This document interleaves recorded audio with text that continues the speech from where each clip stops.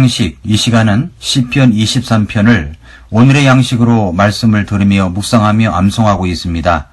이 시편 말씀을 한 절 한 절 진행하는 동안 우리 성도님들이 꼭 그 구절을 암송하시면서 시편 23편 전체를 암송할 수 있으시기 바랍니다.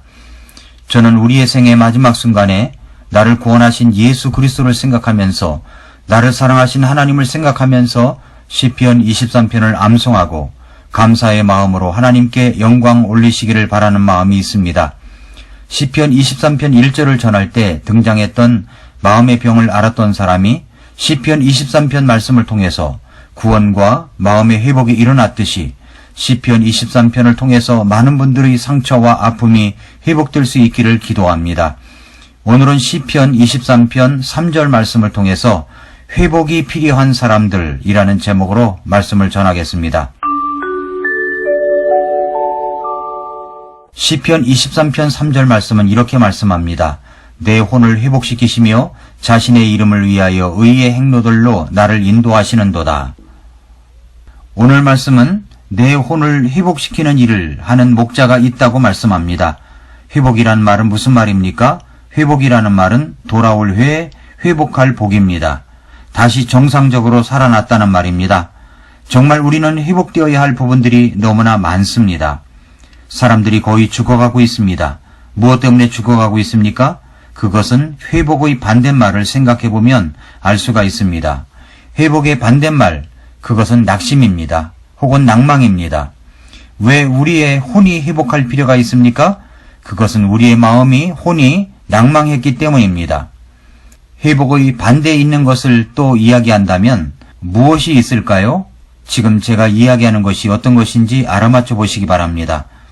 이것은 현대인들을 광범하게 공격하는 한 가지 질병입니다. 이 병은 우리가 일상에서 경험하는 스트레스가 마침내 일상을 위협하게 되는 질병으로 발전한 것이며 그 원인은 아직도 완전히 규명되지 못했습니다. 이 병은 별다른 이유 없이 발병할 수 있습니다. 인류의 약 15% 정도가 이 병을 경험하고 있습니다. 여자가 남자보다 발병률이 2배나 더 높습니다. 이 병은 50세 미만의 사람들에게 약 50% 이상 더 위협적인 것으로 알려져 있습니다. 이 병에 걸리면 체중이 급격하게 증가하거나 감소합니다. 이 병에 걸리면 몹시 피곤해하고 자신에 대한 무가치함, 무력감에 시달립니다. 매사 의욕이 떨어집니다. 가슴이 답답하고 불안감을 느끼며 수면장애를 경험합니다. 자주 격한 짜증과 슬픔을 느낍니다. 좀 더 증상이 심할 경우 자살을 생각하기도 합니다. 이 병에 걸린 사람 중 약 15%가 실제로 자살을 기도하는 것으로 알려져 있습니다. 그러나 기쁜 소식은 이 병이 치료될 수 있다는 것입니다. 이 병에 걸린 환자들 중에 적어도 80% 이상이 완치되는 것으로 보고되고 있습니다. 이 병의 이름은 무엇일까요? 이 병의 이름은 우울증입니다. 낙심을 다른 말로 하면 우울입니다. 마음이 눌려있고 의욕이 상실되어 있는 상태라는 것입니다. 더 이상 살기도 싫고 움직이기도 싫다는 것이 바로 우울증입니다. 회복의 반대말을 또 생각한다면 영적 침체가 있습니다. 왜 영적 침체가 오는 것입니까? 여러 가지 이유가 있을 것입니다. 일하다가 받는 상처 때문일 수 있습니다. 사람들과 부딪히는 관계의 어려움 때문일 수 있습니다. 또 특별히 내가 짓는 죄 때문일 수 있습니다. 내가 짓는 죄 때문에 그 죄가 나를 짓눌러 영적 침체가 올 수 있다는 것입니다. 이런 이야기에 귀를 기울여 보십시오. 세 사람의 군인이 개울가에 모여 돌을 줍고 있었습니다. 이들은 모두 한 사람당 50kg의 돌을 부대에 담아오도록 지시를 받았습니다. 한 사람은 개울 여기저기를 돌아다니다가 50kg 정도 되는 단 하나의 돌덩이를 담았고 또 한 사람은 25kg 나가는 돌덩이 2개를 주어서 부대에 담았습니다. 그리고 나머지 한 사람은 아이들이 가지고 노는 공깃돌같이 자잘한 돌멩이를 50kg이 나갈 때까지 잔뜩 넣었습니다. 한 개와 그리고 2개의 돌덩이를 부대에 집어넣고 가던 사람들은 울퉁불퉁한 바위가 자신들의 어깨를 짓누르는 고통 때문에 괴로워하며 급히 지정된 장소를 향해 바위를 날라야 했습니다. 그러나 자잘한 돌들로 가득 찬 부대를 지고 가는 군인은 어깨가 그리 아프지도 않았고 편안함을 느꼈습니다. 천천히 걸어서 지정된 장소로 갔습니다.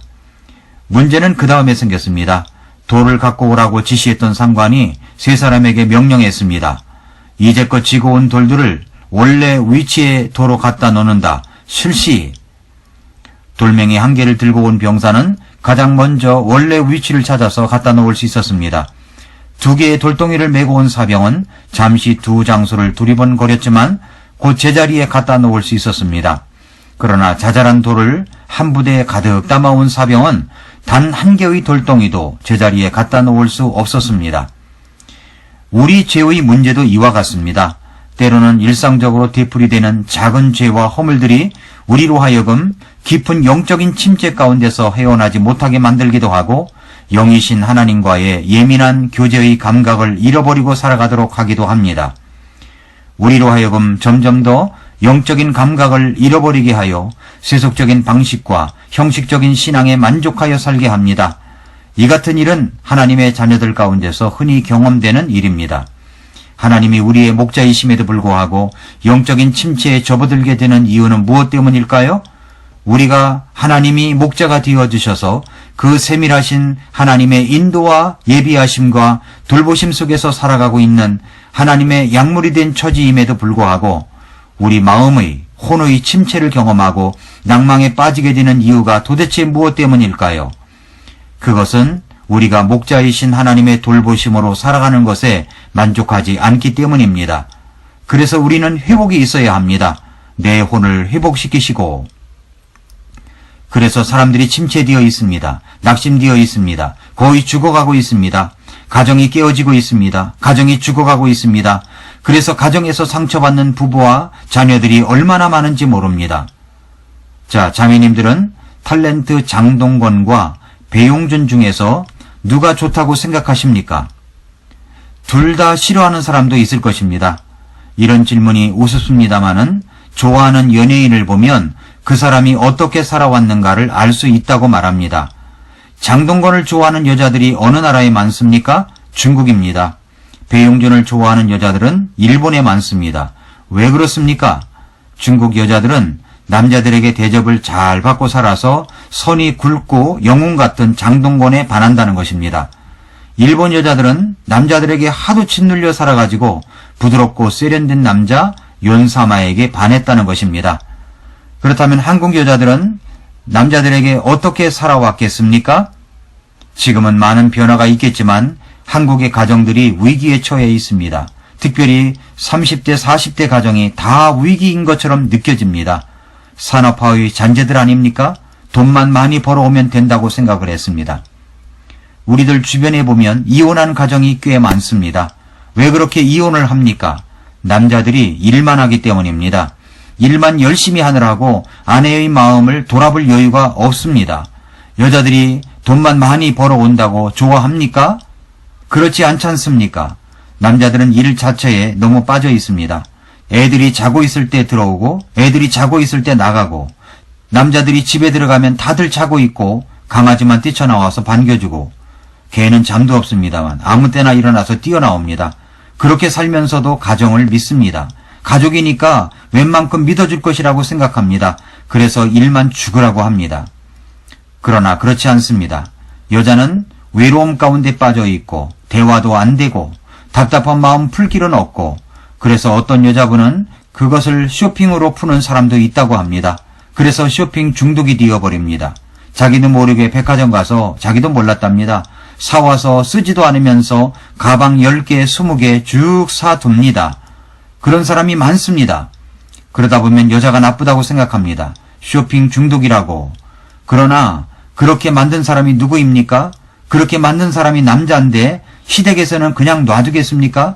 저런 여자가 우리 아들 등골을 빼먹는다고 난립니다. 그러나 여자는 여자 나름대로 억울합니다.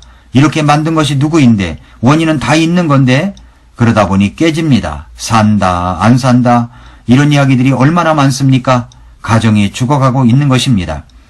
개인도 가정도 사회도 진정한 회복이 필요합니다. 회복이라는 말은 정말로 중요합니다. 그래서 그 말이 중요하기 때문에 죽어가는 사람을 살려내는 것이 중요하기 때문에 사람들은 회복이라는 말을 좋아합니다. 어떤 사람이 바닷가에서 빠져서 허우적대고 있습니다. 그때 노련한 해양 구조대가 출동합니다. 그러면 금방 뛰어들어가서 건져내는 것이 아닙니다. 그 사람이 허우적대는 힘이 있기 때문에 그때 구조하러 들어갔다가는 같이 그 힘에 딸려 둘 다 죽을 수도 있다고 합니다. 그래서 기운이 빠지기를 기다립니다. 물을 한 번 먹고 두 번 먹고 그리고 기운이 쏙 빠진 다음 들어가서 그리고 머리카락을 붙잡고 구조해냅니다. 그리고 심폐소생술을 합니다.